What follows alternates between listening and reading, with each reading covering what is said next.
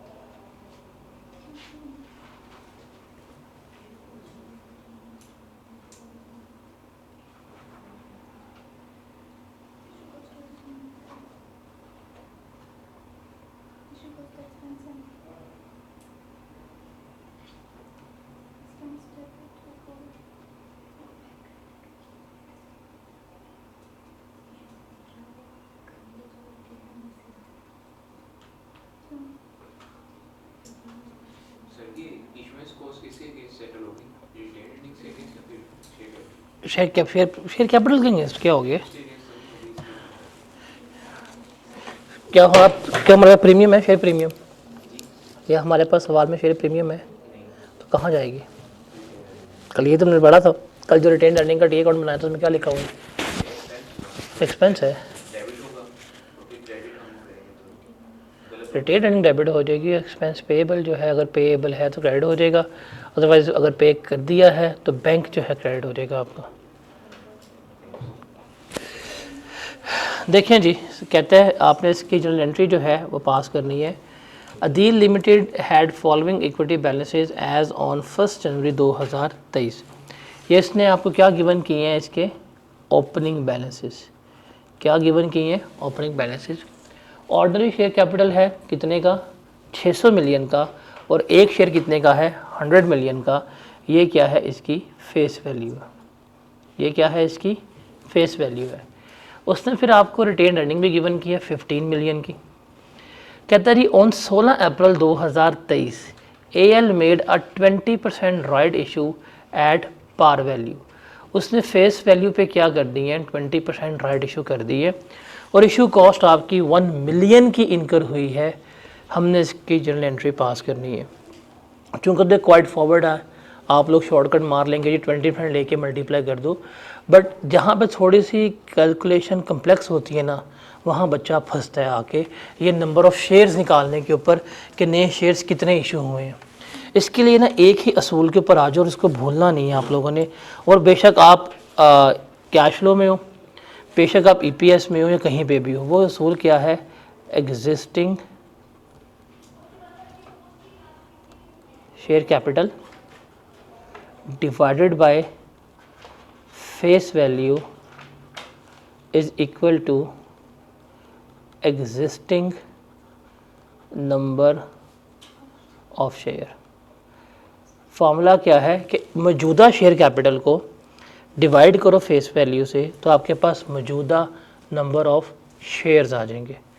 इस number of shares को multiply कर दो, जो भी आपकी परसेंटेज है या जो भी आपकी फ्रैक्शन है, तो आपके पास न्यू शेयर्स जो हैं वो आ जाएंगे।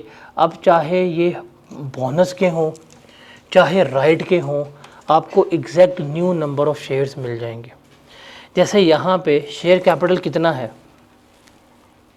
600 मिलियन का, फेस वैल्यू कितनी है 100 की, आपके पास आ जाएंगे जी 6 मिलियन। इतने मिलियन शेयर्स मौजूद हैं आपके पास। उसने क्या दिए हैं, 20% और शेयर इशू कर दिए हैं, तो इसका आप ले लें 20%, क्या जवाब आएगा, इसका मतलब 1.2 million shares, number of shares जो हैं वो क्या किए गए हैं, इशू किए गए हैं। अब आप आ जाएँ इसकी जर्नल एंट्री के ऊपर। आपको पता है बैंक आपका क्या होगा, डेबिट होगा, और शेयर कैपिटल क्या होगा, क्रेडिट।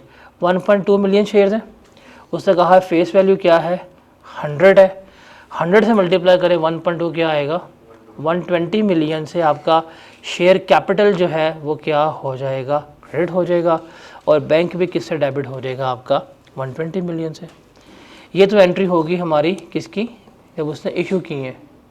क्या क्यों करें, प्रीमियम कहाँ है, प्रीमियम कहाँ है, वो फेस वैल्यू पे तो नहीं ना हुआ, फेस वैल्यू तो 100 थी। अच्छा ठीक है, समझ आ गई। फेस वैल्यू पे उससे इतना बड़ा लिखा है, किस पे इशू कर रहा है, फेस वैल्यू पे इशू कर रहा है। और दूसरा क्या है, आपने इशू कॉस्ट पे की है। अब इशू कॉस्ट अगर इनकर हो गई है तो बैंक आपका क्या हो जाएगा, क्रेडिट 1 मिलियन से। अब ये issue cost, transaction cost, discount, ये प्रॉफिट एंड लॉस अकाउंट को चार्ज नहीं हो सकती डायरेक्टली। अगर प्रीमियम मौजूद है तो शेयर प्रीमियम को चार्ज हो जाएगी, अगर प्रीमियम मौजूद नहीं है तो हम किसको चार्ज करेंगे, रिटेन अर्निंग को। रिटेन अर्निंग मेरी क्या हो जाएगी, डेबिट हो जाएगी। डन। इसको ज़रा देख लें, इसमें कोई सवाल है तो बताएं, फिर मैं आगे चलता हूँ। हाँ जी, कल लिखवाया था मैंने, रिटेन अर्निंग के टी अकाउंट में लिखवाया था कि इस तरह से हम करते हैं।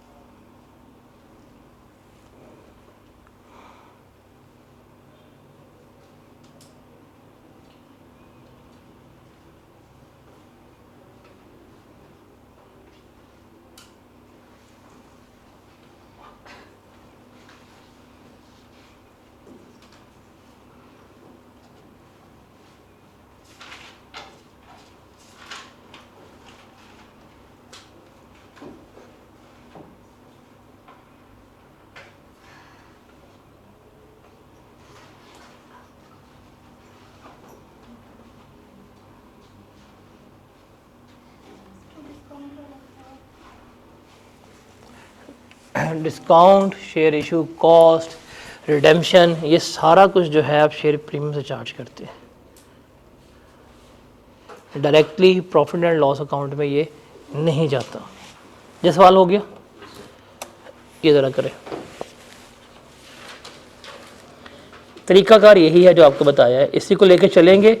अभी तो शॉर्ट एमसीक्यूज हैं, शॉर्ट सवालों में तो लगता है इतना लंबा फॉर्मूला लिखवा रहा हूँ, बट जहाँ सवाल कम्प्लेक्स हो जाएंगे ना वहाँ बड़ा आराम से कर जाएंगे इसको।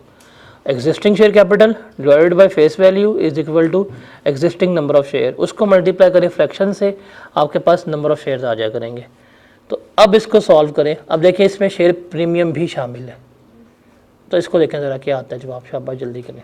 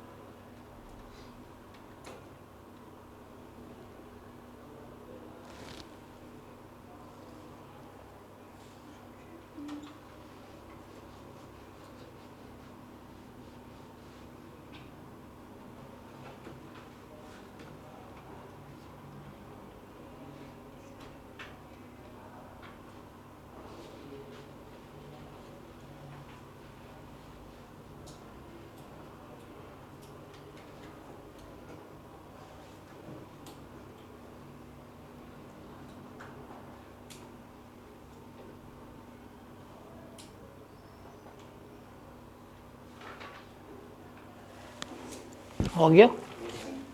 कितने शेयर्स हैं? 1.6 इशू 1.5 की है और टोटल 6 मिलियन है। शेयर कैपिटल कैसे निकाला आप लोगों ने? हाँ भी हुए? क्यों? तो कल के तो वीडियो अवेलेबल है यूट्यूब पे, एटलीस्ट कंप्लीट तो कर लेते। देखिए सवाल है, हमने इसकी भी जर्नल एंट्रीज पास करनी है। सवाल को रीड करना इंपॉर्टेंट है। आता भी हो फिर भी तसल्ली से रीड करना इंपॉर्टेंट है, वो कह क्या रहा है। अकाउंटिंग में मार पड़ती है इसलिए कि हम कुछ समझ रहे होते हैं, कह वो कुछ रहा होता है, हम उसको सही तरह ट्रांसलेट नहीं कर पाते। हमारा पेपर जो है वो पहली, दूसरी, तीसरी और लगता रहता है पेपर है हमारा फिर, अनलेस कि आपको समझ आ जाए।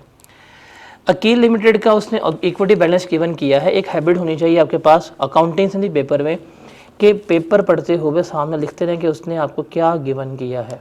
तो this is your opening balance, ठीक है, लग गया पता। ऑर्डिनरी शेयर कैपिटल है 100 रुपये आई, ये है आपकी पार वैल्यू है, फेस वैल्यू, टोटल 600 रुपये है। प्रीमियम 120 की रिटर्निंग 85 की है। On 16 August AL made right issue for 144। अब 144 का मतलब क्या है कि इसके पास 4 शेयर हैं, उसको 1। अब इसमें भी कुछ बच्चे ना कंफ्यूज हो जाते होते हैं, कैसे निकालेंगे। देखिए जो 4 के बाद लिखा हो ना डिजिट, वो होता है आपका डिनोमिनेटर, और जो 4 से पहले लिखा हो वो क्या होता है आपका न्यूमरेटर। तो इसके बाद जो आएगा ना ये वाला, ये हमेशा आपकी बेस होती है, और बेस हमेशा क्या होती है, डिवाइड होती है। तो 144 का मतलब है 1/4। जो क्यूए में थोड़ा सा वीक है, जिसकी क्यूए में पास होगी अलग तरह से या कोई असाइनमेंट वगैरह करके, तो क्या शुक्र मार्कस को चाहिए थोड़ा इसको ट्रांसफर करना सीखे कि जो भी 4 के बाद वर्ड लिखा होगा वो आपकी क्या होगी, एक्चुअली बेस होगी। बेस क्या होती है आपकी, डिनोमिनेटर में आ रही होती है। अब आ गया, अब उससे कहा है किसके ऊपर इशू होंगे, 150 पर शेयर के ऊपर इशू कर रहे हैं। इशू कॉस्ट आप कितनी, 5 मिलियन। अब वही चीज़ है आपने निकालनी है। देखिए existing share capital divided by face value, आपके पास आ जाएगा एग्जिस्टिंग नंबर ऑफ शेयर्स, कि आपके पास कितने शेयर्स आज के दिन मौजूद हैं। तो आपका एग्जिस्टिंग शेयर कैपिटल कितना है, 600 का।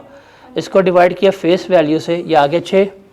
अब इसको मल्टीप्लाई कर दें उस फ्रैक्शन से, ये क्या है आपकी 1/4। तो आपके पास आ जाएगा, आप न्यू शेयर्स कितने इशू कर रहे हैं, 1.5। ये 1.5 मिलियन शेयर्स जो हैं वो क्या करने हैं, आपने इशू किए हैं। अब आप इसकी जर्नल एंट्री जो है पास कर सकते हैं। आपको पता है शेयर कैपिटल हमारा हमेशा क्रेडिट होगा फेस वैल्यू से, तो 1.5 मल्टीप्लाई बाय 100 क्या आ जाएगा, ये 150 आ जाएगा। बैंक हमारा हमेशा डेबिट होगा टोटल वैल्यू से, हमने कितने पे दिया, 150 का, तो 150 इंटू 1.5 225 बैलेंस हो रही है नहीं। बाकी कहाँ जाएगा आपका शेयर प्रीमियम में कितना, 75। तो ये आपकी एंट्री पास हो रही होगी, डन हो गया। और दूसरी जो हमने की है इशू कॉस्ट, वो किसको चार्ज हो जाएगी, शेयर प्रीमियम, बिकॉज हमारे पास अभी प्रीमियम मौजूद है। अब इशू कॉस्ट इनकर हो गई है, तो बैंक जो है वो क्या हो जाएगा आपका, क्रेडिट हो जाएगा। बैंक हो जाएगा आपका 5 मिलियन से, और शेयर प्रीमियम जो है वो डेबिट हो जाएगा आपका 5 मिलियन से।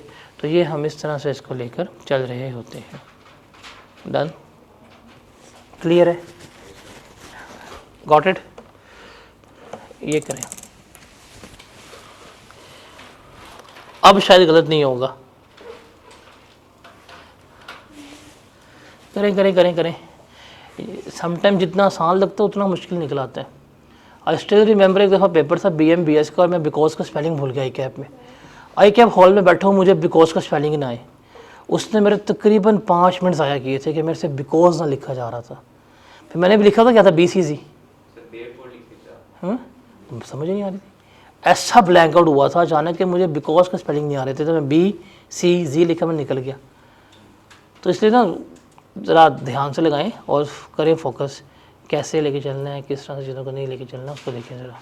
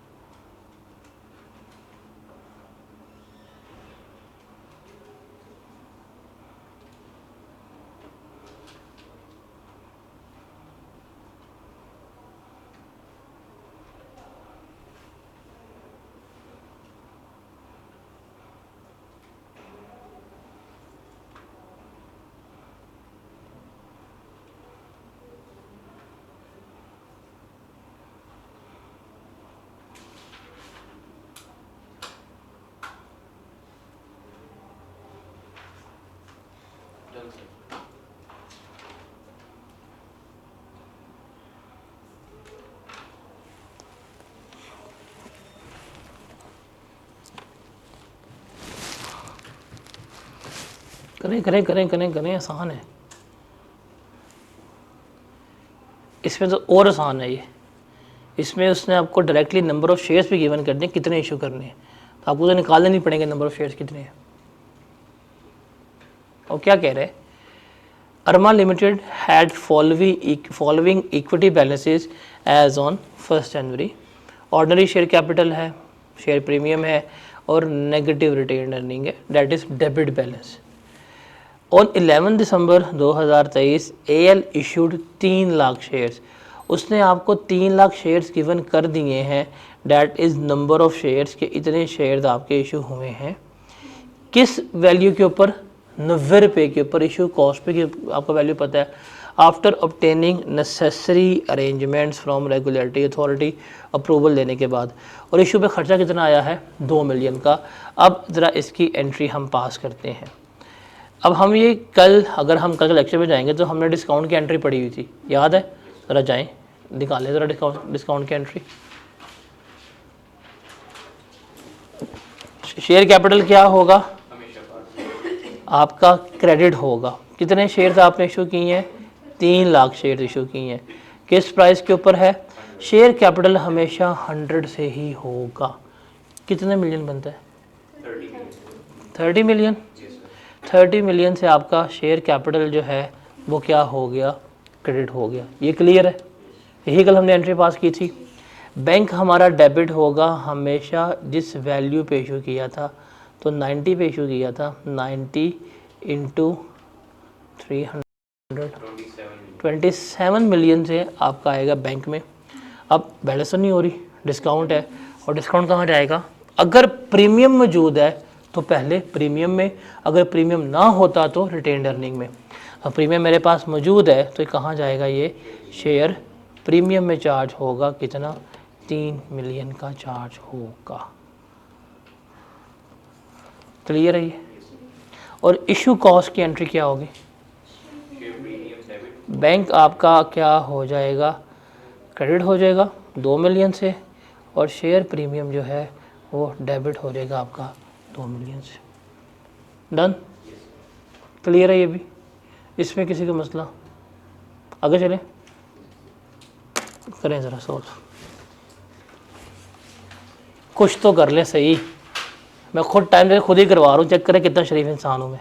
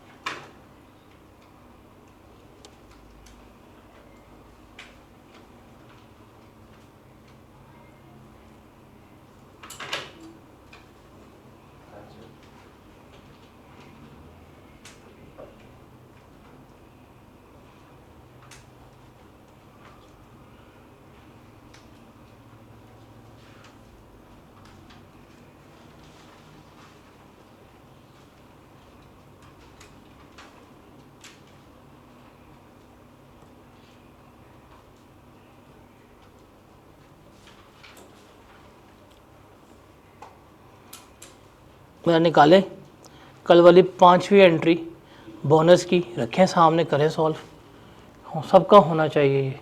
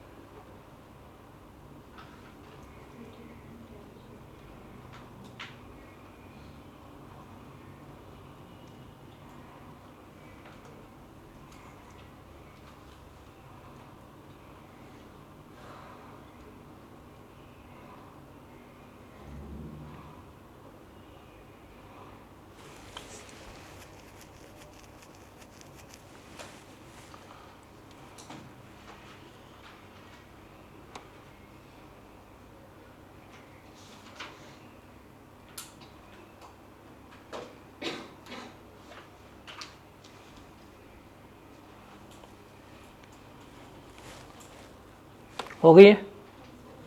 कितने से होगा शेयर प्रीमियम डेबिट? 120 से। सबका 120 से हो रहा है?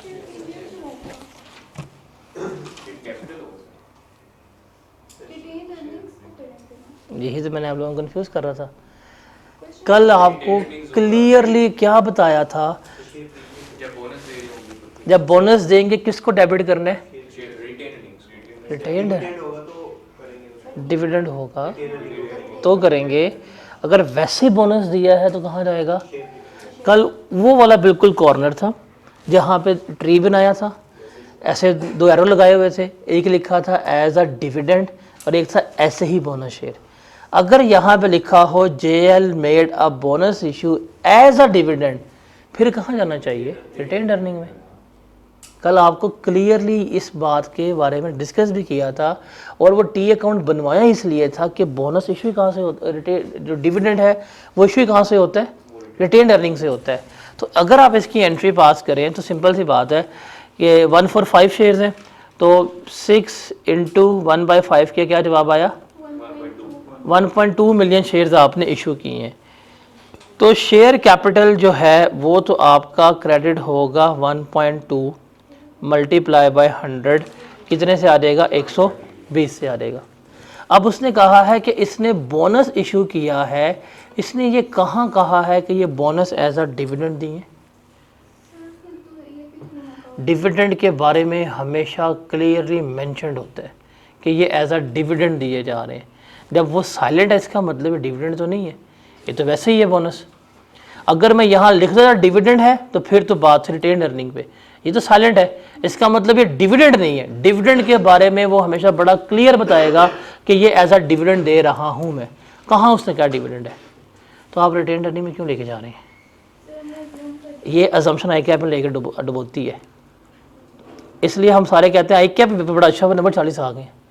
मसला ये आपको लगता है आपका अच्छा हुआ है ना, आप अकाउंटिंग के पेपर में बड़े मार्जिनल कंसेप्ट से रह रहे होते हैं बहुत। अभी अब एक बच्चा आया जी, अरे IAS 16 ना बड़ा अच्छा है, मुझे पता नहीं कि आपने फेल क्यों कर दिया, ये और वो बोली जा रहा।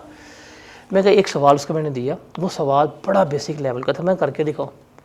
अब वो सवाल क्या था कि आपने सब्सिक्वेंटली ना आपने एसेट में चीज़ ऐड की है, गाड़ी की कॉस्ट थी, गाड़ी तबाह हो गई है, आपने इंजन रिप्लेस करवाया है और कर दिया, अब जरा लेके चलो।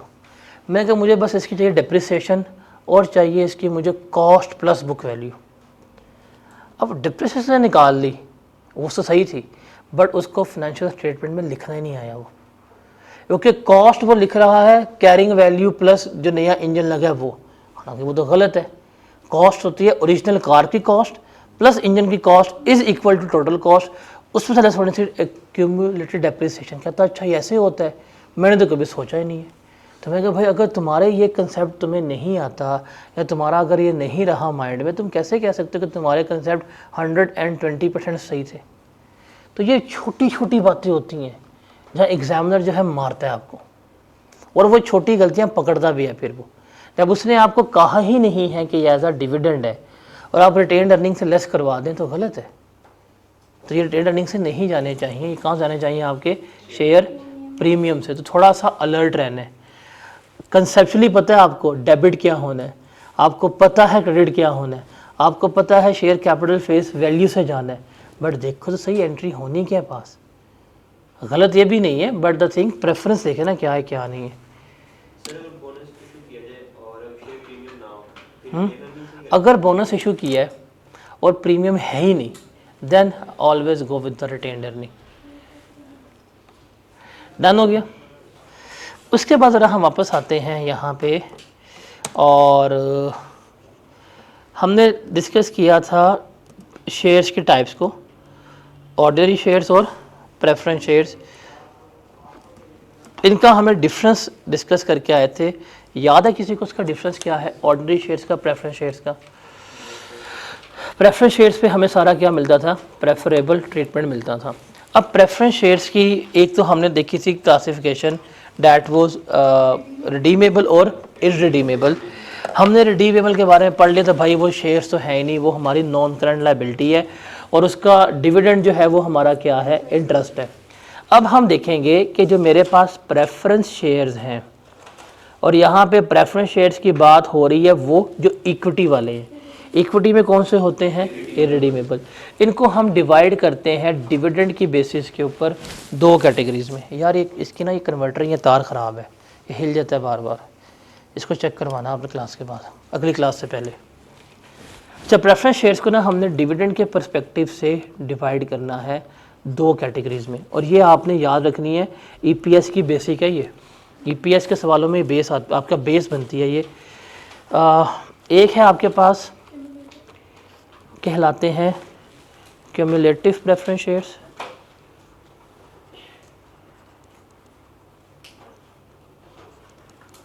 और दूसरे हमारे होते हैं नॉन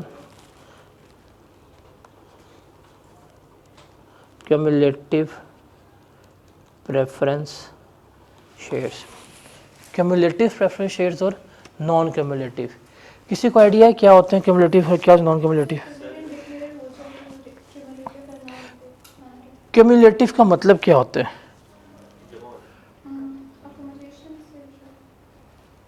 जमा करना। डिक्लेयर अगर करते तो आपको इस साल नहीं मिला तो नेक्स्ट ही मिल जाएगा। क्यूमुलेट का मतलब क्या होता है? जमा करना, इकट्ठा करते जाना, एक साथ रखना। नॉन क्यूमुलेटिव प्रेफरेंस शेयर्स का सिंपल सा ट्रीटमेंट है, व्हेन डिक्लेयर्ड, जब वो डिक्लेयर करेंगे हम उस वक़्त ही उसका अकाउंटिंग ट्रीटमेंट लेंगे। जिस साल कंपनी ने डिक्लेयर कर दिया उसी साल ट्रीटमेंट लेंगे और उसी साल का पे करेंगे। फॉर एग्ज़ाम्पल 2023 में कंपनी ने डिविडेंड डिक्लेयर नहीं किया, 2024 में कंपनी ने डिविडेंड डिक्लेयर नहीं किया, 2025 आता है, 2025 में कंपनी डिविडेंड डिक्लेयर कर देती है। अगर वो नॉन क्यूमुलेटिव है, डिक्लेयर करेगा तो सिर्फ वो 2025 का ही शेयर होल्डर्स को पे किया जाएगा, ये प्रीवियस ईयर की पेमेंट शेमेंट कोई नहीं होनी। ये है नॉन क्यूमुलेटिव। व्हेन डिक्लेयर तभी पे होगा, तो जब डिक्लेयर होगा तभी हम इसकी क्या करेंगे? एडजस्टमेंट लेंगे। अगर डिक्लेयर नहीं हुआ हम इससे कभी भी एडजस्टमेंट नहीं ले सकते। क्यूमुलेटिव क्या है? क्यूमुलेटिव में याद रखिएगा, ऑलवेज टेक ट्रीटमेंट, कि आपने इसका हमेशा अकाउंटिंग ट्रीटमेंट लेना है, चाहे वो डिक्लेयर हुआ है चाहे वो डिक्लेयर नहीं हुआ। क्यों? बिकॉज फॉर एग्जांपल अगर 2023 में कंपनी डिक्लेयर नहीं किया, 2024 में डिक्लेयर नहीं किया और आके 2025 में डिक्लेयर करती है, तो 25 में 23 का, 24 का और 25 का सारा क्या किया जाएगा? एक साथ ही पे कर दिया जाएगा। तो इसका मतलब है ये जो क्यूमुलेटिव है ये हम जमा करते जाएंगे और जब पेमेंट होगी तो हम सारी ही पेमेंट कर देंगे। जब पेमेंट होगी तो हम सारी ही कर देंगे। तो इसका मतलब है फिर जब ये कंपनी डिक्लेयर करे या ना करे, हमें पता है कि जब भी डिक्लेयर किया जाएगा इसकी पेमेंट तो होनी होनी है।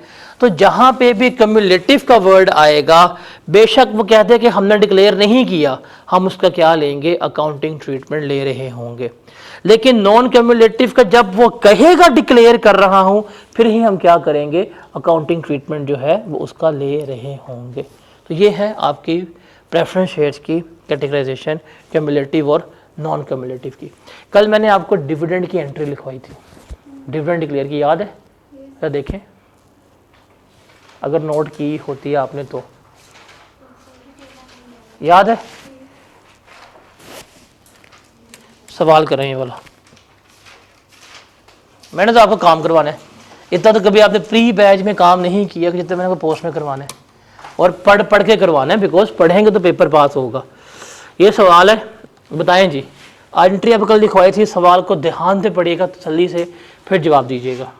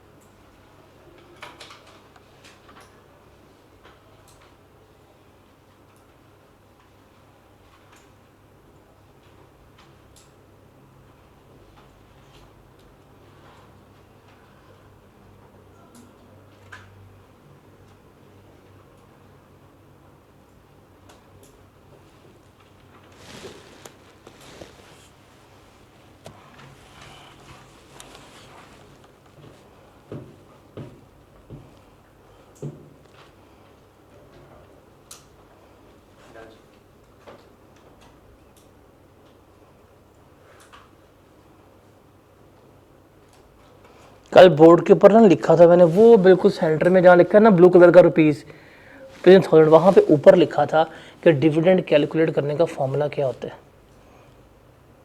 याद है किसी को? शेयर कैपिटल के ऊपर परसेंटेज मल्टीप्लाई करो तो डिविडेंड आता है। अगर किसी ने नोट किया हो प्रॉपरली, इसका मतलब लेक्चर सही नोट नहीं करते आप लोग, काफ़ी चीज़ें मिस कर गए आप कल। जितनी कल हमने डिटेल्ड बेसिक्स डिस्कस की थी, आई टोल्ड यू ये इस चैप्टर में चलनी है, ये 3 चैप्टर का काम हम एक चैप्टर में कर रहे हैं। तो इसलिए मैं आपको बार बार फोकस कर रहा हूँ कि एटलीस्ट उसको देखें। अब जो कल का लेक्चर है वो यूट्यूब पे अवेलेबल है, मैं रीशेयर करवा दूंगा, उसको लाजमी देखना है। उस कल का लेक्चर जो गुजरा है वेडनेसडे वाला, उसमें जितने पॉइंट्स हैं ना, उनके पॉइंट्स आपके रजिस्टर पे नोट होने चाहिए, बिकॉज वो सिर्फ एक चैप्टर की बात नहीं कर रहे, हम 3 चैप्टर्स की डिस्कशन कर रहे हैं। और ये 3 चैप्टर्स वो हैं जो हर हालत में आपके 20 से 30 नंबर पेपर में आने ही आने हैं। मतलब फॉर श्योर इस एरिया में से आप अपने एग्ज़ाम में 20 से 30 नंबर का पेपर कर रहे हैं और इसमें आसानी से मार्क्स आ जाते हैं, इसमें इतनी टेक्निकलिटी इन्वॉल्व नहीं है। इसमें जो कल हमने 5 बातें की, अब सारी कहानी मेरी उन 5 बातों के गिर्द घूमनी है। और छठी बात है डिविडेंड की, और यही आपस में इंटरचेंजेबल है। अभी हम सारी बात कर रहे हैं शेयर कैपिटल की, कभी हम बात करेंगे नंबर ऑफ शेयर्स की, तो मुझे उससे शेयर कैपिटल गिवन किया होगा, मैं नंबर ऑफ शेयर्स निकाल रहा हूँ। अभी वो मुझे नंबर ऑफ शेयर्स गिवन करता है, मैंने क्या निकालना है, शेयर कैपिटल जो है वो कैलकुलेट करना है। तो ये कल का लेक्चर बहुत इंपॉर्टेंट था, उसको लाजमी लेके आए। हम 3 चैप्टर्स की बात कर रहे हैं और ये वो एरिया है जब आप आई कैप में बैठेंगे, आप आई कैप के एग्जामिनर कमेंट्स पढ़ेंगे जो हमने डे 1 पे पढ़े थे, जो मोस्ट फॉर ग्रांटेड एरिया है ना, जहाँ से बच्चा मार्क्स लूज करता है, जिसके बारे में वो खुद कह रहा है। हर अटैम्प्ट में हमने वो एग्जामिनर कमेंट्स रीड भी किए थे कि कुछ क्वेश्चंस बड़े अच्छे होते हैं और कुछ में सेटिस्फैक्ट्री मार्क्स भी नहीं आते। अब जो कुछ क्वेश्चंस बड़े अच्छे होते हैं वो है जी बच्चों का IAS 16, उसके 950 सवाल किए होते हैं, वो फिर भी कुछ ना कर जाते हैं वो।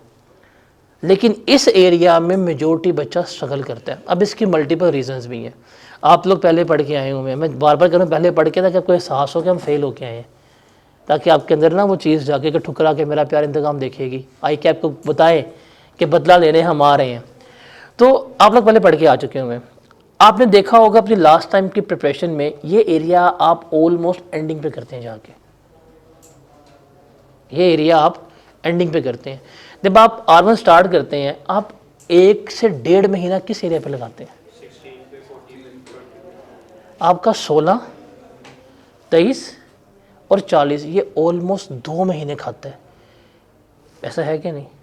वहाँ पे 2 महीने लगाते हैं और जब लग गया पता कि 2 माह लग गए हैं, कोई 50 लेक्चर हो गया और अभी यही है, फिर टीचर्स ने भी स्पीड अप पकड़नी है, आपने पकड़नी है। ये आता है बीच में कहीं एंडिंग वाले एरियाज़ में, ये आखिरी क्वार्टर के काम होते हैं, ये जल्दी जल्दी हो रहे होते हैं। इसमें बच्चे की ना तो इतनी अच्छी प्रैक्टिस होती है, ना इतने अच्छे कंसेप्ट पकड़ पाता है, उसने बस क्या करना है, एक चेक बॉक्स को टिक करना है कि मैंने कर लिया।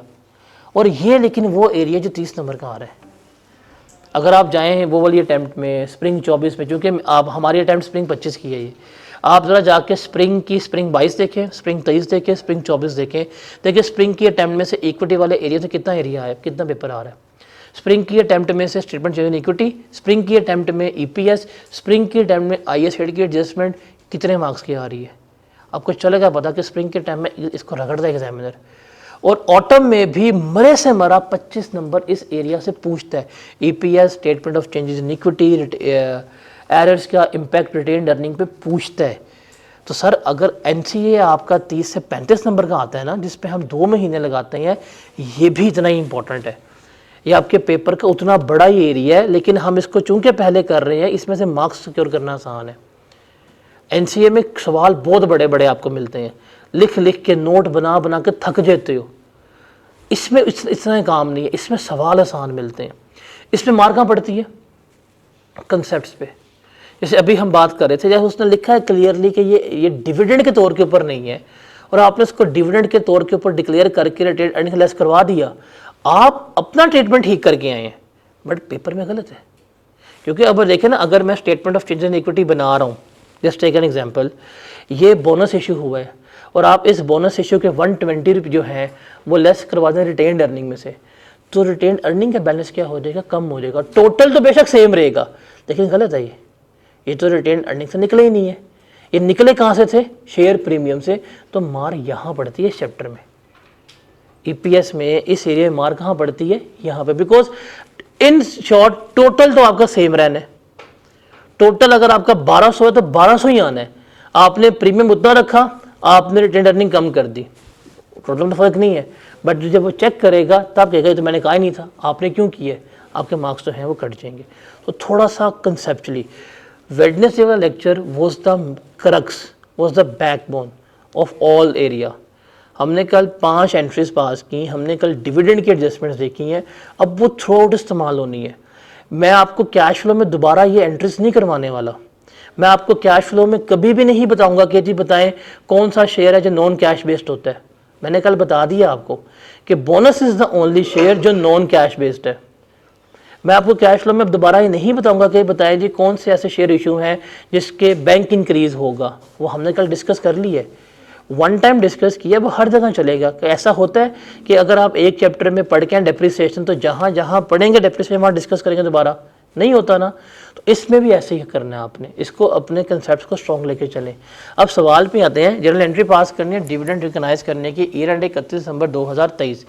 ZL का इक्विटी बैलेंसेज है, ऑर्डिनरी शेयर कैपिटल 600 मिलियन का है, इररिडीमेबल प्रेफरेंस शेयर्स हैं। अगर ये लिखता था रिडीमेबल तो ये नॉन करंट लायबिलिटी थी, ये है इक्विटी का पार्ट बनेंगे। शेयर प्रीमियम है, रिटेन्ड अर्निंग है। The preference share holders are entitled to 12% cumulative dividend in arrear. इसने क्या कह दी है, कम्युलेटिव डिविडेंड है और इनको मिलेगा एरियर्स में, मतलब पेएबल होता है। क्या इसने वर्ड लिखा है, एरियर्स, क्या मतलब है, पेएबल। आर डिक्लेयर करेंगे, कुछ अर्से बाद पे करेंगे। However no dividend was declare और paid during the year. Cumulative है, ना डिक्लेयर किया है ना हमने पे किया है, मसला ही कोई नहीं है। कम्युलेटिव है ना, अगर कम्युलेटिव है तो हमें फिर भी इसका अकाउंटिंग ट्रीटमेंट करना पड़ेगा। अब डिविडेंड कितने, कल आपको लिखवाया था शेयर कैपिटल जो भी होगा उसके ऊपर रेट मल्टीप्लाई करना है। आपका शेयर कैपिटल कितना है, 400, 600 कौन सा है, आप प्रेफरेंस शेयर्स पे डिविडेंड दे, समझ लगे क्या पे क्यों हैं, क्या हो गया है, क्या ये ऑर्डिनरी डिविडेंड है, कौन सा डिविडेंड है, तो कैसे आप ऑर्डिनरी शेयर कैपिटल लगा सकते हैं। तो क्या तो पेपर में क्या हुआ था, मतलब समझ आपको चलेगा पता, आप 1-2 हफ्ते के बाद क्या आपने जो नंबर दिए ना प्रॉपर जस्टिफाइड था, उसने जुल्म नहीं किया कभी भी। तो 400 का जरा लें, 12% कितना डिविडेंड होना चाहिए, 48 मिलियन का डिविडेंड आपने पे डिक्लेयर करना है। अब डिविडेंड तो पे हुआ नहीं है, तो इसकी एंट्री क्या पास होगी, डिविडेंड डिक्लेयर आएगा, ठीक है, नो डिक्लेयर नो पेड। तो ये डिक्लेयर्ड या पेबल जो भी कर सकते हैं आप, सेम ही है। 48 मिलियन से, लेकिन जाना कहाँ से आइए, रिटेन अर्निंग जो है 48 मिलियन से डेबिट हो जाएगी। डन। अब इतने बड़े सवाल में कुछ भी नहीं है। और statement of changes in equity में सबसे गंदी एडजस्टमेंट डिविडेंड की होती है। क्यों, जैसे अभी उसने प्रेफरेंस कहा है और आप ऑर्डनरी पे लगा रहे हैं, बच्चे भूल जाते हैं। शेयर कैपिटल पे मल्टीप्लाई करें तो डिविडेंड की अमाउंट आ जाती है, बच्चे ये भूल जाते हैं। तो ये प्रॉब्लम्स होती हैं जो आप इसमें फेस कर रहे होते हैं। क्लियर है, ये ज़रा मुझे करके बताएं, बताएं बताएं जल्दी करें।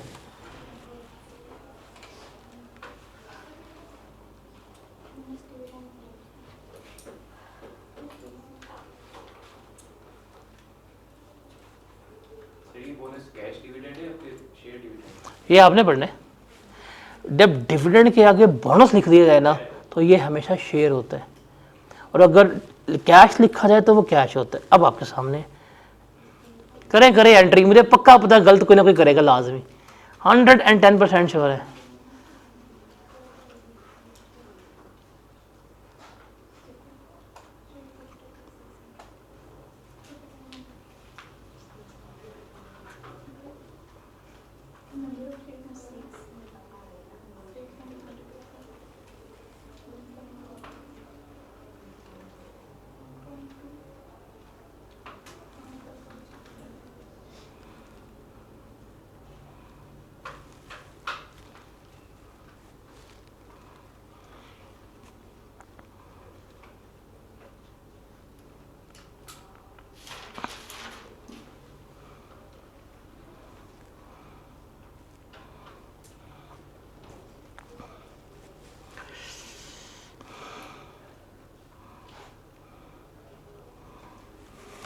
बताएं बताएं बताएं बताएं बताएं।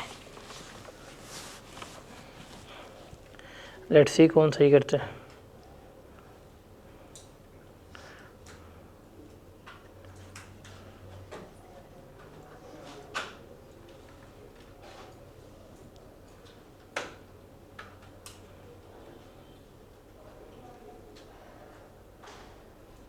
हो गई?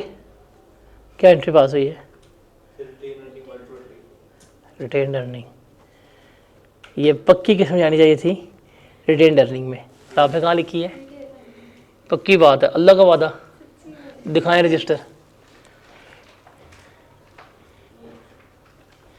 शेयर प्रीमियम कार्ड की रिटेन अर्निंग। नहीं नहीं नहीं और आपका कहाँ जा रहा था ये? सर, मैंने तो रिटेन अर्निंग सही लिखी है। क्योंकि डिविडेंड अब ये रिटेन अर्निंग में क्यों जाना है?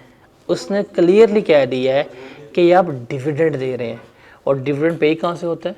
रिटेन अर्निंग से होता है। ये है इस चैप्टर में कन्फ्यूजन्स नहीं है, बच्चे की जल्दी जिसे मरवाती है।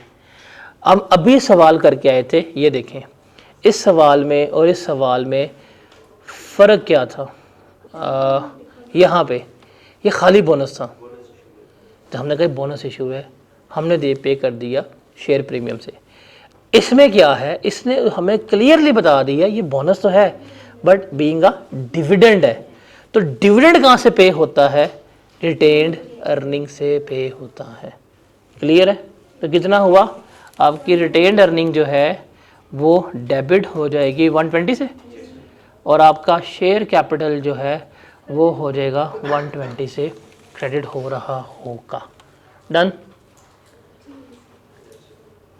आ जाए अगले सवाल के ऊपर। इतने वही आपने प्री में नहीं की जिसे मैंने पोस्ट में करवाने पहले बता चुका हूँ आपको। आ जाए आ जाए आ जाए आ जाए। और ये ज़रा ध्यान से पढ़िएगा। अब खुदा के लिए एक तो कोई सवाल सही होना चाहिए एटलीस्ट। ये 4 नंबर का मिल सकता है आपको, 8 नंबर का इस तरह का सवाल जो है पेपर में मिल सकता है कि हाँ जी उस ज़माने का। अब तो नहीं आएगा, अब तो एमसीक्यूज़ होगा ये। करें करें करें, ध्यान से पढ़िएगा और ध्यान से कीजिएगा। कल हमने सारा इस कंसेप्ट को भी डिस्कस किया था।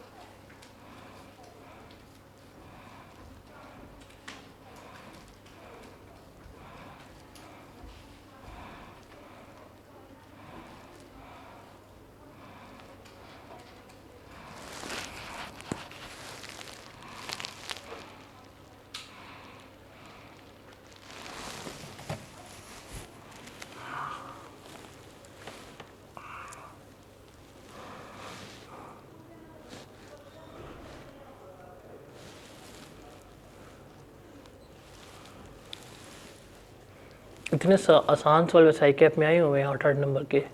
जैसे एक सवाल है वेडनेसडे लिमिटेड, एक सवाल है एस्ट्राजेनेका लिमिटेड, वो लिटरली ये सवाल है और वो स्प्रिंग 22 में आया हुआ है। उसमें भी बच्चों के पास ही मार्क्स नहीं आए थे।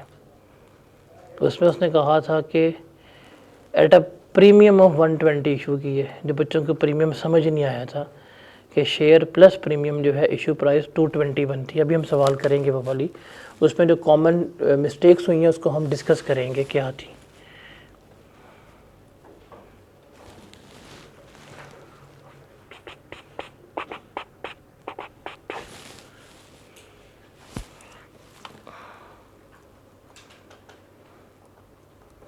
ख़त्म नहीं हो गया वैसे।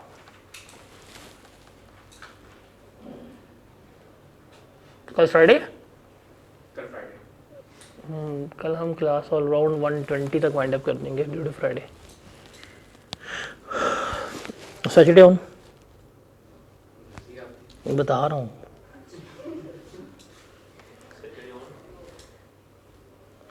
ये वाला पहला ऑफ कर देता हूँ, पहला सिर्फ एक ऑफ कर देते हैं, बाकी तो फिर सारे होने चलेंगे।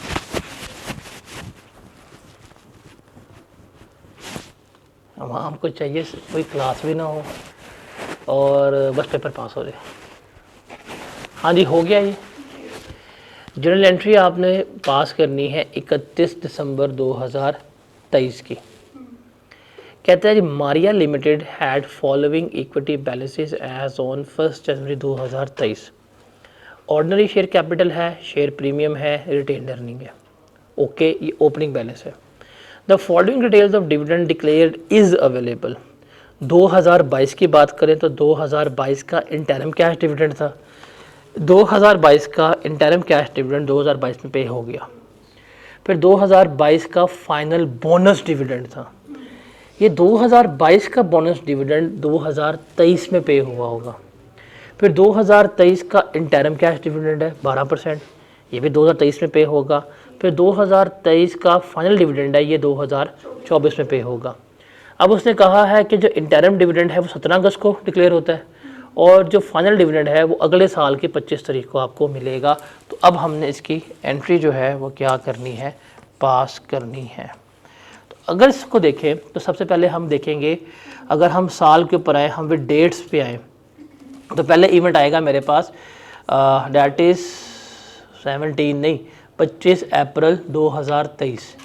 पहले क्या आएगा मेरे पास 25 अप्रैल 2023, बिकॉज इस साल में पिछले साल का फाइनल पहले आएगा और वो कितना उसने दिया है 20% दिया। कितना दिया 20%। तो इस 6 लाख का 20% कितना बनेगा 120। दूसरा कर लें तो 120 आएगा, मैं शॉर्ट पे चला गया हूँ।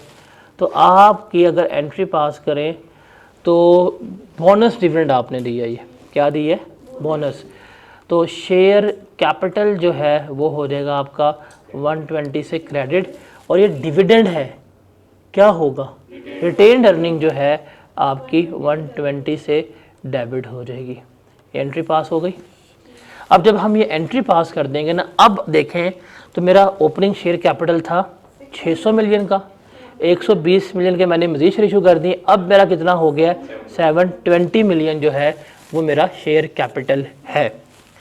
अब हमने जो करना है डैट इज 17 अगस्त को इस साल का इंटरम और ये कैश डिविडेंड है। तो हमारे पास आ जाएगी डेट 17 अगस्त। हमने देना है कैश डिविडेंड, वो कितना है हमारे पास 12%। तो 7,20,000 शेयर कैपिटल है, इसका हम लेंगे 12%, क्या आएगा जवाब 86.4। तो ये आपका आ जाएगा डिविडेंड पेएबल जो है वो हो जाएगा आपका क्रेडिट 86.4 मिलियन। और चूंकि कैश डिविडेंड है तो आपकी रिटेन्ड अर्निंग जो है वो क्या हो जाएगी, डेबिट हो जाएगी 86.4 मिलियन से। और जब पे करेंगे तो डिविडेंड पेएबल डेबिट और बैंक जो है वो हमारा क्या हो जाएगा, क्रेडिट हो जाएगा। क्लियर है ये? इसमें किसी का मसला है तो बताएं। Any confusion bye anyone?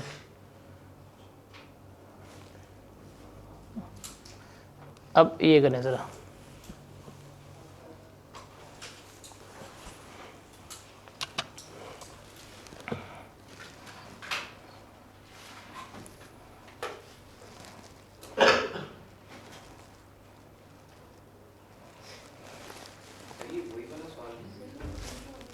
तो करें। चलिए हम इसको करते हैं नॉन कम्युलेटिव, अब करके दिखाएं मुझे। नॉन कम्युलेटिव है, अब करें। तो क्या है, अगर नॉन कम्युलेटिव है तो डिविडेंड की कोई एंट्री पास नहीं होगी,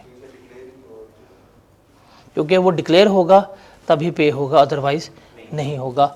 तो यहाँ पे हमारे SOCI के जितनी हमने कल डिस्कशन की थी उसके सारी मैंने आपको बेसिक एग्जांपल्स जो हैं करवा दी हैं। कल हम अब आते हैं, कल हम इसका एक फॉर्मेट बनाएंगे कि SOCI का फॉर्मेट क्या, बिकॉज हमारे लिए फॉर्मेट रेलिवेंट है। अब ये कहेंगे फॉर्मेट रेलिवेंट है तो मैंने ये क्यों करवाया है भाई, इसमें से MCQs आते हैं, ये MCQs हैं, ये जर्नल एंट्री जो है MCQs है। MCQs के लिए, शॉर्ट क्वेश्चंस के लिए करवाया है। पेपर में कुछ भी पूछ सकते हैं, आपने पेपर में तैयारी करते हैं नोट्स की, एंट्रीज आती हैं, एंट्रीज की तैयारी करते हैं वो नोट्स पूछ लेते हैं, पेपर में से सब कुछ पूछने।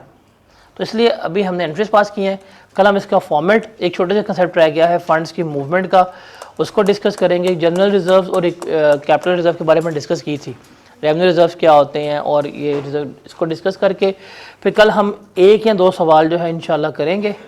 उसके बाद फिर हम ये सैटरडे हम क्लास नहीं करते, फिर फ्रॉम ऑनवर्ड्स जितने भी हमारे सैटरडेज हैं वो ऑन रहेंगे, हम लेके चलेंगे। यार अगर ऑनलाइन शिफ्ट हो भी गए तो मसला ही कुछ नहीं है, मैं तो करवा दूंगा। हमारे मेरिट सर्टिफिकेट बच्चों के ऑनलाइन पढ़ के आते हैं, क्या हो गया। वो टोबा टेक सिंह में बच्ची बैठ के जो कभी लाहौर का जिसे मुंह नहीं देखा मेरिट सर्टिफिकेट लेगी, ये क्या हो गया, क्यों नहीं पढ़ा जाता ऑनलाइन। EPS फ़ौरन बाद में, साथ ही EPS स्टार्ट हो गया बीच में। ये 2 इसके सवाल मैंने कोई आपको 5 से 6 ही करवाने हैं क्लास में, मैं आपको कोई 4 या 5 सवाल करवाऊंगा, 3-4 सवाल की मैं आपसे रिकॉर्डिंग शेयर करूंगा, 1-2 सवाल रह जाएंगे वो आप खुद करेंगे एज अ प्रैक्टिस। उसकी नहीं इक्विटी के यूट्यूब पे आ जाएंगे, जब मैं एडिशनल क्वेश्चन दूंगा यूट्यूब पे आ जाएंगे, जो अदर देन क्लास होंगे एडिशनल वो आ जाएंगे यूट्यूब पे। उसके बाद I guess you can say that Tuesday maximum Tuesday हम अपना IPS स्टार्ट कर देंगे। तो बिफोर नवंबर एंड ना, नवंबर एंड होने से पहले पहले आपका अराउंड टारगेट यही है कि 4 से 5 चैप्टर होने चाहिए। चैप्टर ख़त्म तो हो गया आपका SOCI, इसमें क्या मुश्किल है बताएं, चैप्टर ख़त्म हो गया, आज सिर्फ मेरा फॉर्मेट रह गया, क्या प्रॉब्लम है इसमें। अभी भी मैं प्रॉपर 1 घंटा 15 मिनट नहीं पढ़ा रहा, 1 घंटे 7 मिनट 8 मिनट, अभी भी 5 कितने मिनट पढ़े हैं, 7 मिनट पढ़े हैं अभी भी। Test, that's a good question, next Saturday से, नेक्स्ट सैटरडे लूँगा मैं टेस्ट पर टाइम, क्योंकि अभी फर्स्ट चैप्टर है, ट्यूसडे को ख़त्म होगा विद प्रैक्टिस, तो मैं वेडनेसडे को टेस्ट पर ही लूँगा, मैं सैटरडे को लूँगा या मंडे को लूँगा। अब इसमें हम डिस्कशन करेंगे अगले वीक में कि आपके ख्याल से क्या होना चाहिए, सैटरडे के मंडे। मेरे ख्याल से अगर कोई मेरे से पूछे मंडे को हमेशा, बिकॉज संडे का एक दिन होना चाहिए आपके पास प्रैक्टिस करने के लिए, उसी रिलैक्सेशन में पड़ता है बैठ के कि ये कर लूँ, ऐसे कर लूँ, इस तरह से कर।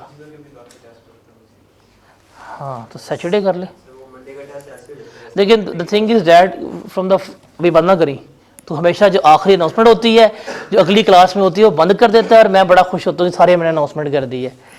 लेकिन एक प्रॉब्लम ये भी है ना कि the test day doesn't mean कि क्लास ऑफ है, क्लास होगी फिर फ्राइडे कर लो, नहीं क्लास के अलावा टेस्ट होगा, फिर फ्राइडे कर लें, बिकॉज फ्राइडे को मेरी क्लास छोटी है ड्यू टू फ्राइडे, तो फिर हम एवरी फ्राइडे को as a test day declare कर देते हैं। Each Friday is a test day, जितना पढ़ा होगा एक वीक में उसका फ्राइडे को टेस्ट हो जाएगा, चाहे चैप्टर कंप्लीट हुआ है, चाहे आधा हुआ है, चाहे चैप्टर के 3 सेक्शंस हुए हैं, हम उसका टेस्ट ले लेंगे, बट फॉर ईच फ्राइडे ये कर ले, बिकॉज फ्राइडे को क्लास हमारी शुरू होगी 12:30 और मैक्सिमम मुझे 1:15 बजे तक छोड़नी पड़ेगी जुम्मे के लिए, जो जगह नहीं मिलनी, चप्पल चोरी हो जाती है, शॉपिंग सारे करने आए होते हैं, तो इसलिए बेहतर है कि फिर हम फ्राइडे की जो क्लास मैक्सिमम 40 से 45 मिनट की होगी उस दिन हम फिर टेस्ट कर लेंगे। आप जुम्मा पढ़ के आए टेस्ट ने स्कूल से, टेस्ट रूम में बैठ के, every Friday will be Saturday day, test day हो जाएगा, जितना पढ़ा होगा एक हफ्ते में उसका टेस्ट, सिंपल, ठीक है। कल मिलते हैं इंशाल्लाह।